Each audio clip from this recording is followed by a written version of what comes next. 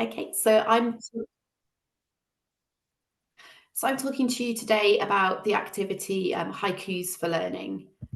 So I've noticed over the course of my time teaching in higher education some issues with assessment. A lot of them centre around the fact that often we really focus on the content of what we're assessing, but we don't spend so much time with our students working with them on how they're actually going to produce their assessments. So often how they're going to write things like essays or reports, and building their academic literacies in doing these things.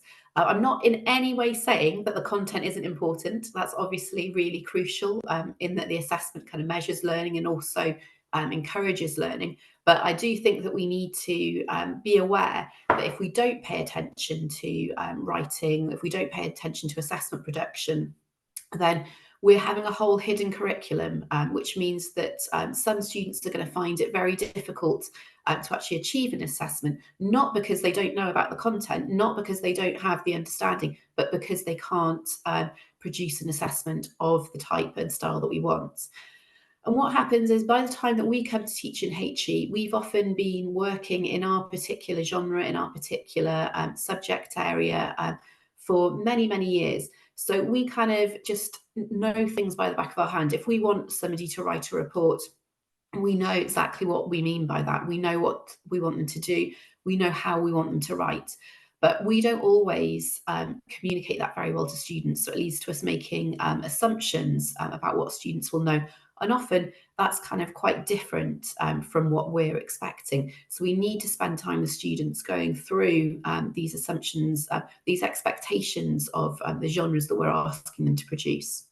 And sometimes when I talk to people about this, I get a bit of kind of feedback saying, well, students should have been doing writing before they come to university. I don't want to do the assessment for them. Shouldn't we just be getting students to get on with things themselves? And what I'd say is there's a huge difference between spoon feeding and doing an assessment for a student and just being very, very explicit, not just about what you want from a student in terms of content, but also what you want in terms of how you want them to present it, how the assessment actually works. So in order to deal with some of these issues, I've come up with the haiku task as part of a more compassionate approach to assessment. And by compassionate, I mean kind of noticing the distress that some students might be in around assessments and thinking about what can we do about it? How can we make it easier for them to actually create the assessment? And this haiku task can work with both staff and students. From the staff point of view, when I go through the task with staff, just like I'm going to go through it with everyone here in a minute, I think it forces them to take on the point of view of a student. It puts them back in that position because, like I said, if you've been doing working in your area for a long time, it's hard to kind of imagine actually what you're taking for granted. So it produces a bit of empathy. It puts you in the position of, I'm not quite sure what I'm doing. It puts you in the position where you can start thinking about, actually, I think these things are obvious, but maybe they're not to my students. And showing also that there are needs for examples, there's need to take students through things. If you do it with students, I think it's quite a useful task because if you say to students, I've got an essay that I want you to write, does everybody understand what that means? Students won't know what they don't understand. And also, it's kind of quite difficult sometimes for a student to be the one to put their hand up and say, oh, hang on, I'm not sure what you mean. I don't know how to write this. Can you give me a bit of help? Whereas doing it through a haiku, everybody is probably uncertain about that unless you're doing English literature and you've got lots of students who are quite keen on that, or maybe students who have an interest in poetry. But for most people, it's something that they're going to find is a bit unusual, is a bit difficult. So it's a kind of low stakes into discussing any struggles that they might do. So it works from both sides. I've used it lots in my job, which is working with colleagues around learning and teaching, but it can work equally well doing it directly with students if that's more of what you do. So we're going to move in to the 5-minute task now. So Sarah, if you're happy to post the Padlet into the chat, what we're going to do is you're all going to go into small breakout rooms, and I would like you to write a haiku about assessment, and I would like you to post it onto the Padlet. So just me telling you to do that might have it involved a bit of panic. Some of you thinking, I don't know what a haiku is. I don't know how to start. Where do I do it? So this is where the benefit of having slightly more explicit instructions comes into play. So I can tell you that a haiku is a poem with 3 lines. Each line has a different number of syllables. First of all, 5, then 7, then 5. If you're not sure about what a syllable is, I've also got a link to a syllable counter, so you can kind of double check that.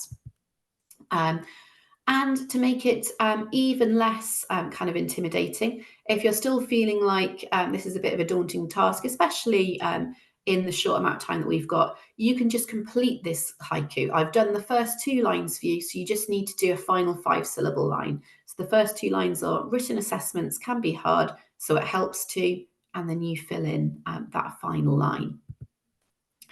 And then once you've done the haiku, if you have enough time, you can have a bit of a discussion about your feelings about the task, what helps, and any reflections on how this might relate to your own work with students and assessment. But we'll have plenty of time to come back and discuss that together. So hopefully that's a little clearer than the initial instruction. Sarah or Tab, if you're okay to open up the breakout groups, and everybody can get going on that 5-minute task, either writing a whole new one or finishing off that 3rd line of the haiku and posting it to the Padlet.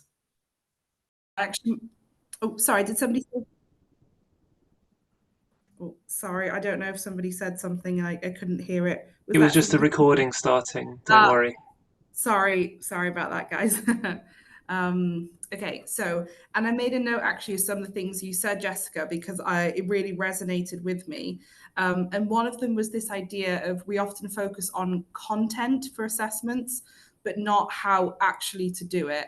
And I'm a law academic, and I mostly teach law students, although I do teach some non-law students as well. And we're very content focused, and sometimes that content can be really quite heavy and quite difficult. So one of the tasks I did with my students is I was teaching them about the Nuremberg war trials. So the trials following World War II, in which, a number of kind of members of the Nazi Party were indicted and tried for, crimes against humanity.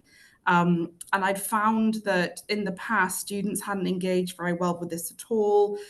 Their assessments often were quite descriptive. They didn't know how to engage with the content.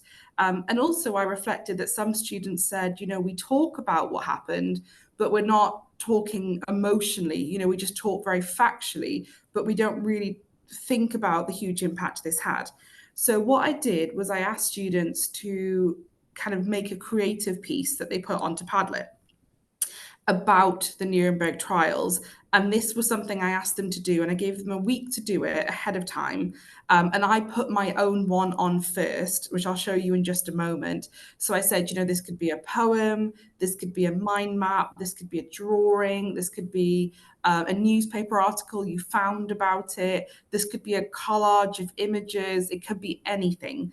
And the point was that we just wanted to talk emotionally about what happened and link that through.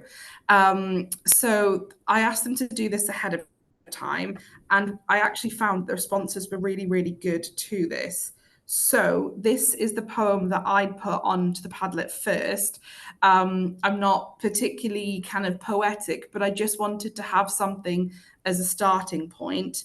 And the same, the image on the left here, that was a kind of collage I made just, very simply at home, and took a picture to show them that it didn't need to involve lots and lots of time and technical detail. It could be anything they wanted it to be. And I found the class response to this is really, really good. And I've used this kind of technique a number of times since then. So actually one of the students wrote a song, so wrote an original song and recorded it, and shared the kind of lyrics and the audio recording onto the Padlet. We had a number of students that wrote poems and drawings and collages. One of them wrote a newsletter about what had happened. We had mind maps and infographics. And on the screen is just some of those here. Sorry, Melanie, we can't see your screen. Somehow at one point you were sharing, and now it just says you're screen sharing. So okay, sorry. Sorry, let me try again. But for everybody, it is just the Padlet that Melanie's talking about. So I've shared the Padlet link a couple of times. So okay, go thank you directly for to that. that. Can you now see my screen? Yes. Okay, I think that was a yes. Sorry, this is very difficult when I can't read when we're like this. Yes, apologies that you haven't seen, but essentially there were a number of really good creative responses to this topic. Some were very artistic, some not so artistic, but you know that was okay. This wasn't about evaluating them on kind of artistic merit. This was about getting the students to really engage with this. And crucially for some students, they found that actually it meant that they could bring in stories of how this impacted them or their families, and they felt like they had a role within this. Okay, so I'm just gonna stop sharing so I can see you all, because sorry, it's a little difficult for me like this. What I'd like us to do is similar to what Jessica just took us through. Apologies, I think Jessica's was more orderly than mine has just been and ran a little more smoothly. Is I'd like us to try and do the task, okay? So in the Padlet, I'd like us to spend a little bit of time kind of individually doing a very short, easy, creative response to being creative in our teaching, okay? And on the Padlet, what I've done, if you kind of look to that, is I've written a very, very short poem called I Worry They Won't Get It. And then I say, I worry they won't get the point. I worry they'll laugh, but it's better than death by PowerPoint, and they'll learn more from poetry than a graph. So, you know, I'm probably unlikely to win any Nobel Prizes anytime soon for literature. But the idea behind it is sometimes I think we can be quite intimidated as academics to try, you know, really creative things or really different things in case it falls flat in the room. But just like Jessica was going through, sometimes we ask our students to do creative things and we haven't thought about how they're going to feel doing it.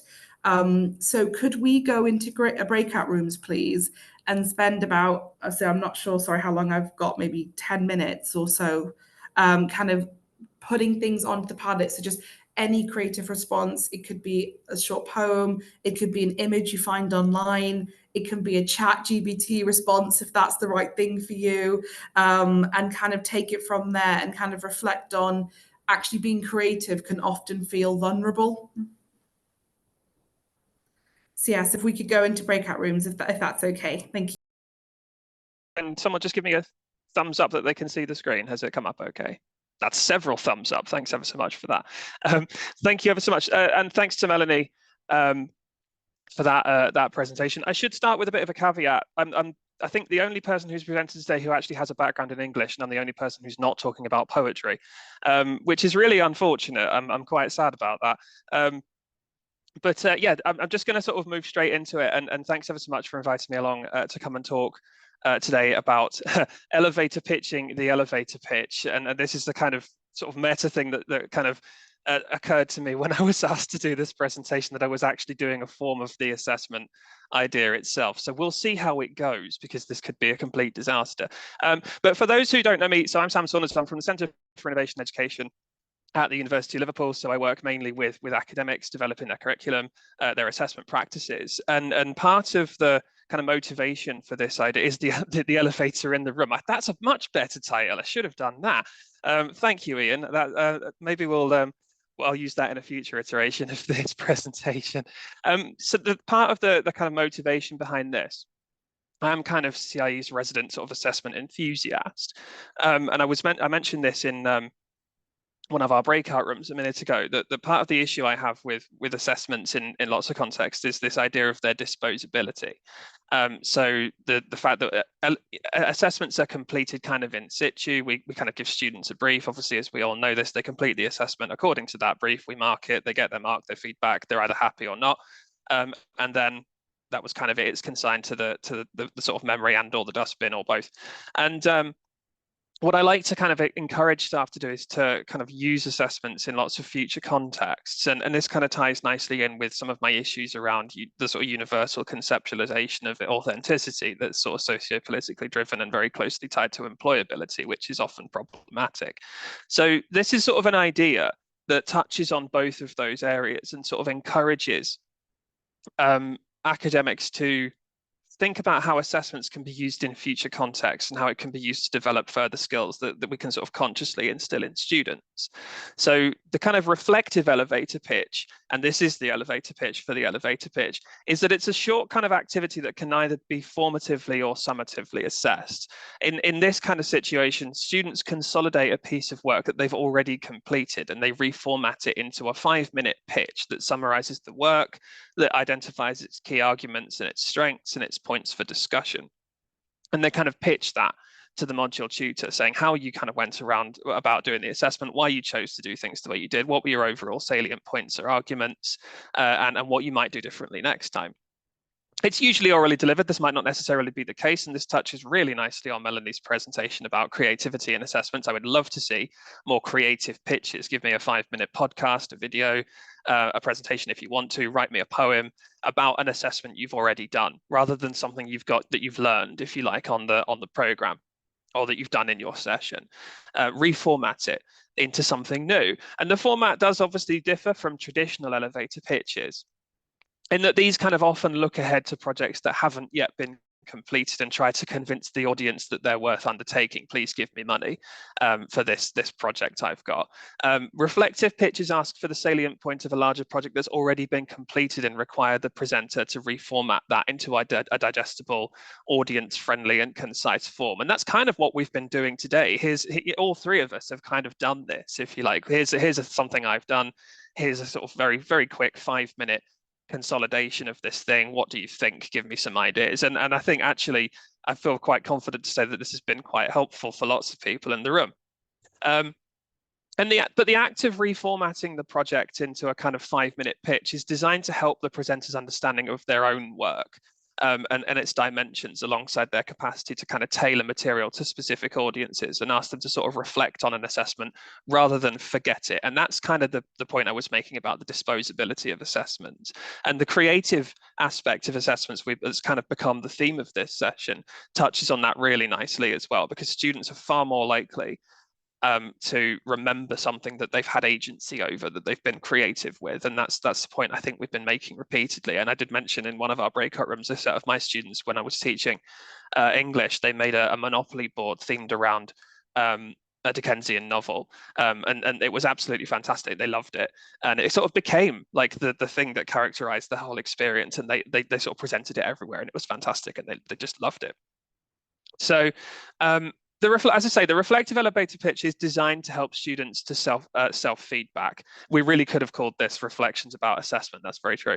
And indeed, to reflect on their own work. And the act of turning a completed piece of work into a pitch requires them to critique and evaluate its dimensions, which levels it quite nicely at that sort of level 6, borderline level 7 area, maybe at level 5 as well. And naturally, they'll kind of witness its strengths and weaknesses. So that gives them an opportunity for self-feedback, self-criticism, which takes the kind of edge off the marker, I guess, for doing that. Students must do it for themselves.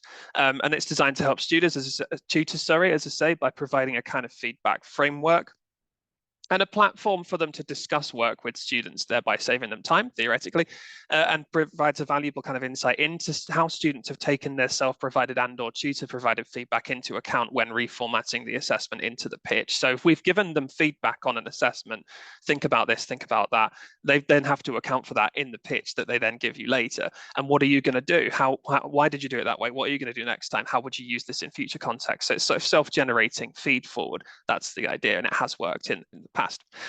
So in essence, it's a kind of more effective and active route into the feedback feed forward process for students, encouraging them, or if it's used as a summative assessment, kind of requiring them to reflect on their completed work and reconceptualizing it using their feedback in an active process. Karen, you've mentioned the 3-minute thesis competition in the chat, and yeah, that is a really fantastic exemplar of summarizing complex work for a mixed audience with lots of slides. It is very performative. The 3-minute thesis competition is fantastic, and I love watching them. I was too much of a wuss to do it when I was doing my own, but I think the other point is that is kind of half done as well, which I think is quite interesting, because there is a sort of window where 3-minute thesis entrance can kind of apply. I don't know if it's at the end or if it's halfway through. I can't remember what it is, but that is a really good example of this sort of in action as well.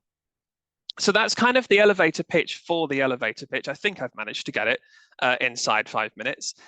So what I'd like to do is I've set up a kind of Menti. I say a kind of Menti, it's exactly a Menti, for us to all engage with. It's far less kind of creative than the Padlet. But what I've just posted the link in the chat as well. There is a QR code there for those who want to access it that way. And I can see a few phone lenses flashing on the cameras. So I'll leave that up just for a second, but I'm just going to kind of work through a few questions to gauge kind of understanding of what you think about the potential for this idea in your own context.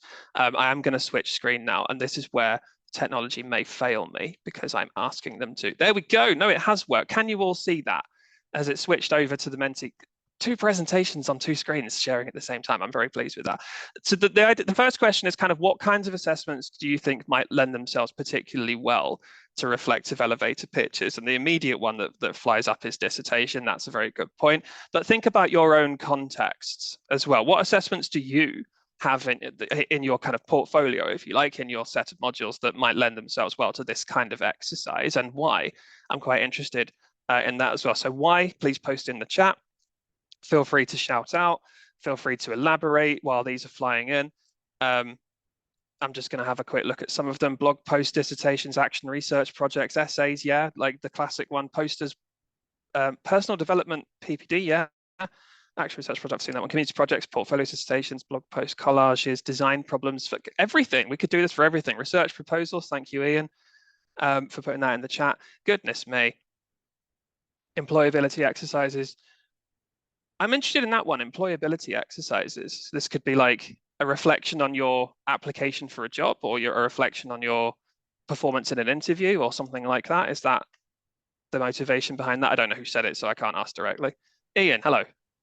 Well, I get mine to do an elevator pitch. Because one of the exercises is to get them to write a job application to a job that we give them. Right. They try to pick out the competencies. And the follow-on for that is, well, you're trapped in a lift with the HR guy for 60 seconds. Give it your best. Give it your best shot.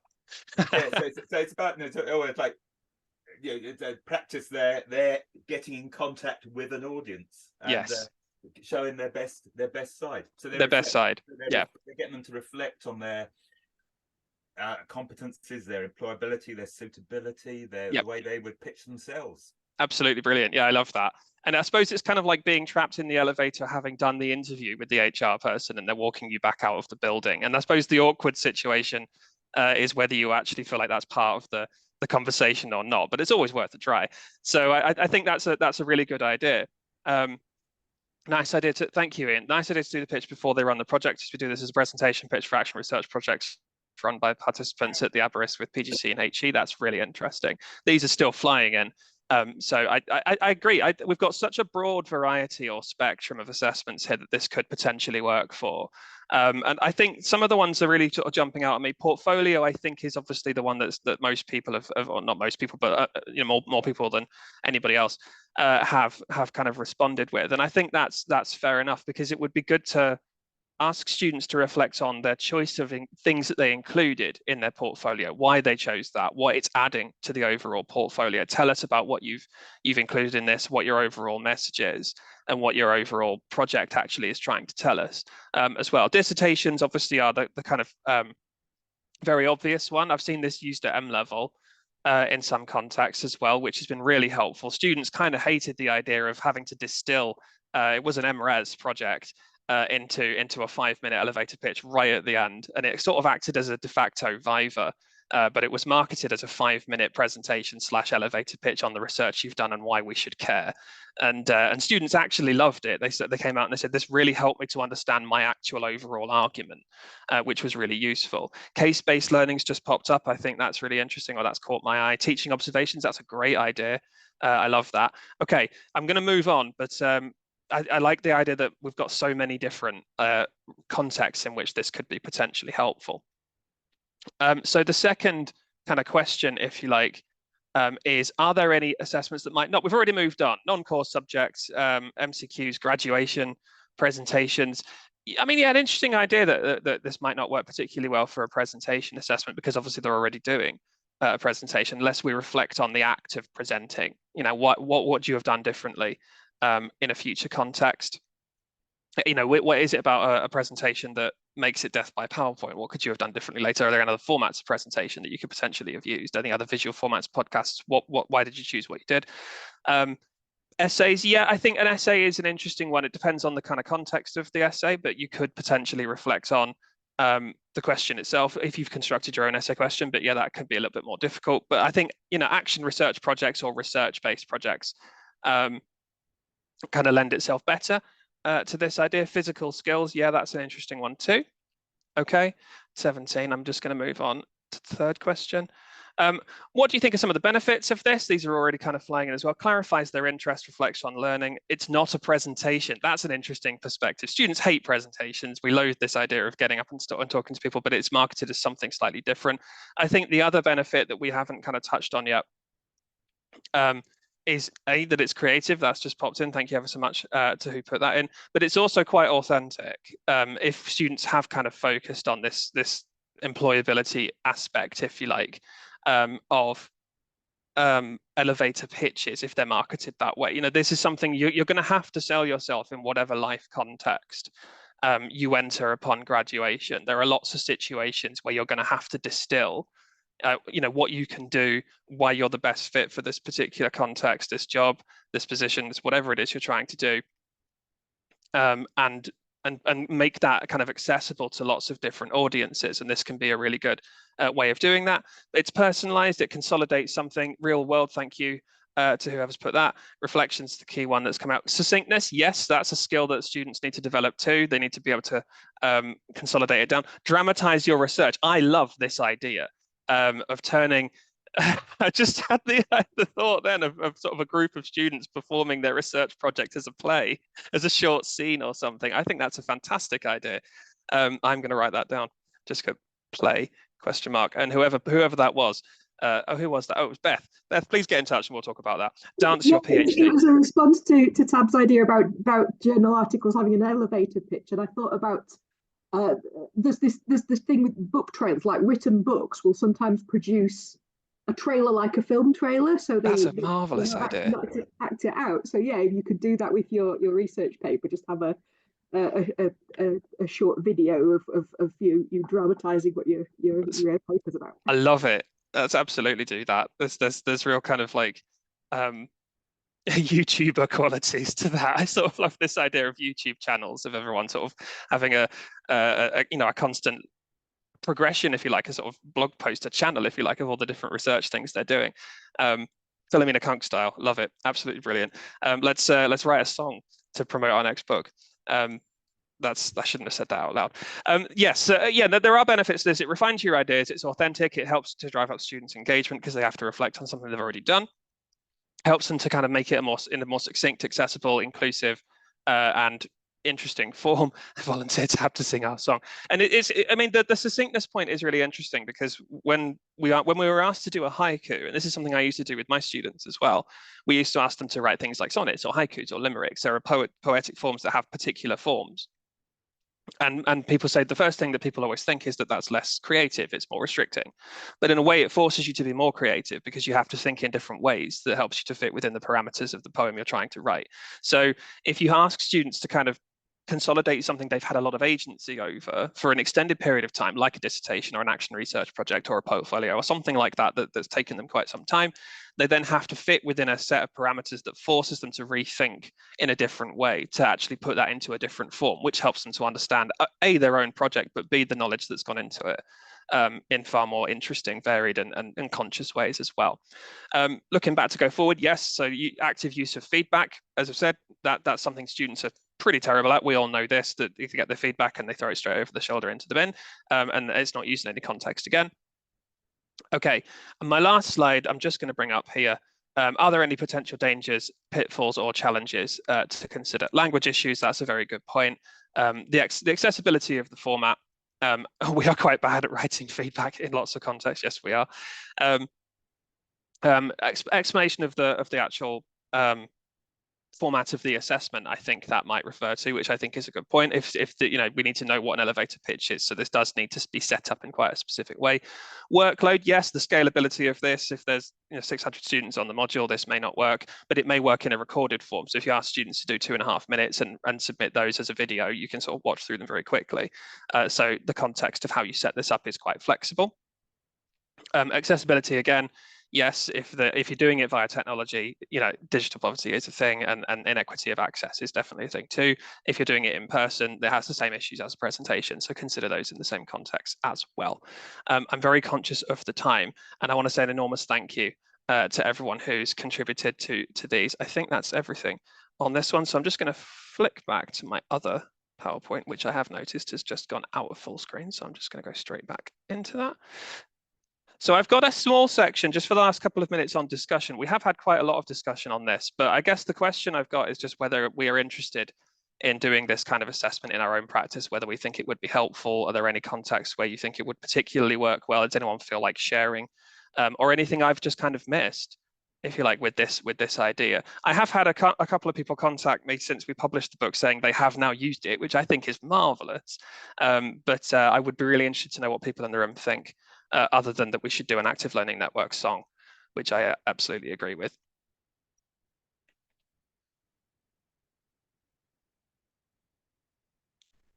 Or do we just love it? Really good. We'll definitely look at for opportunities to use it. Thank you so much for that. Can you give a reference to the book, please? Yes, I can do that. I'll have to find it. I'll share that after. Oh, there we go. Thank you, Tab. No problem. On scalability, somebody said that it might be hard to scale. I think with some types of assessment, it could actually reduce the workload. One of the things that we've done for our assessment with the climate education course, which is open to all students, is we're getting them to do a project, but what will actually be marked is a reflection on that project, because it just wouldn't be manageable to mark the whole project. So I guess you could use this in a very similar way. They do something that's quite substantial, but what we submit for marking is a lot smaller. Yes, we've seen that happen in our engineering department here too, where students are required to produce something that does a particular function and they're really concerned over whether it will actually work. And that tends to be the thing they panic about. Oh God, this is going to take me all year. I'm designing it in this way. It needs to do a particular function. What's going to happen at the end if it doesn't? And actually it takes the pressure off if they can justify the kind of fundamental principles that have gone into their design and why they've chosen to do certain things. If it doesn't function, it's kind of immaterial because they've demonstrated the reasoning, if you like, and in this situation that could be really useful as well. Thank you so much for that, Beth. I really like it. It seems quite AI proof. I've spent nothing but I've been talking about nothing else except ChatGPT for the last 10 months, and I didn't think of that, but that is actually a very good point. Students do need to kind of be there to reflect, and we all know generative AI, or we might not all know, but generative AI is not overly good at reflection. You could ask ChatGPT to write the elevator pitch and then rewrite it so that it's their reflection. Yep, absolutely. I've asked lots of people to do that. What do we do about ChatGPT generating code? Ask students to reflect on the code ChatGPT generates and what functions it performs and why. And there's kind of an immediate way of getting around that particular problem. But it's not overly good at reflection. We asked it to reflect on its experience in an A&E department on placement as a medical student, and it said on day one there was a multiple vehicle crash on a motorway which brought in lots of injuries, and it was very sad, and that wasn't particularly reflective, to be quite honest. So we know it's not good at that. So in this kind of context it would be very, very useful as a sort of mitigating activity against AI. I don't want to mitigate against it, but it could be used in that context. I did see a hand, but it's just disappeared, so I'm not sure who that was. I briefly was it? I was just ChatGPT can do reflection. I saw some people had compared ChatGPT answers to a reflective writing task, and actually had found it difficult to distinguish. That's interesting. So it's not.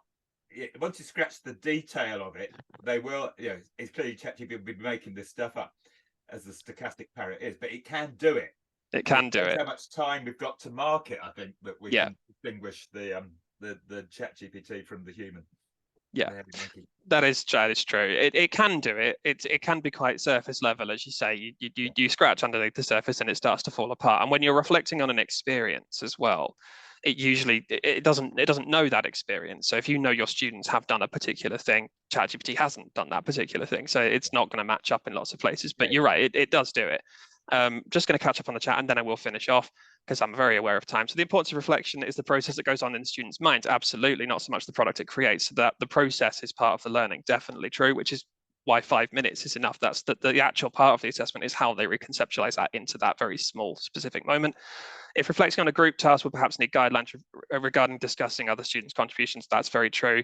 Very conscious of that as group work generally. There's always that, but I did more than him sort of discussion that tends to happen. Speaking of AI and reflecting, I've noticed a new feature in Zoom for start summary, so I might check this out in a moment. Yeah, I love the fact it's embedding itself in everything. I genuinely was selling something on eBay the other day and it asked me if I wanted to write the description using AI, and I did give it a go. It was awful, but the fact that it exists is really interesting, how it's kind of embedding itself in everyday technology. I didn't think this would become a discussion about ChatGPT, but it kind of has, but that's okay. That's kind of everything from me. There are 3 minutes left before the end of the session, so I think I'll call it there. I hope I haven't gone over, but thanks ever so much, everybody, for participating. That was really interesting. And any questions, do please give me a shout.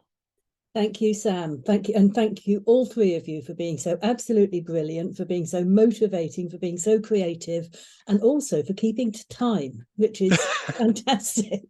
So I'm just going to stop the recording now because I did keep it on for that conversation because I thought that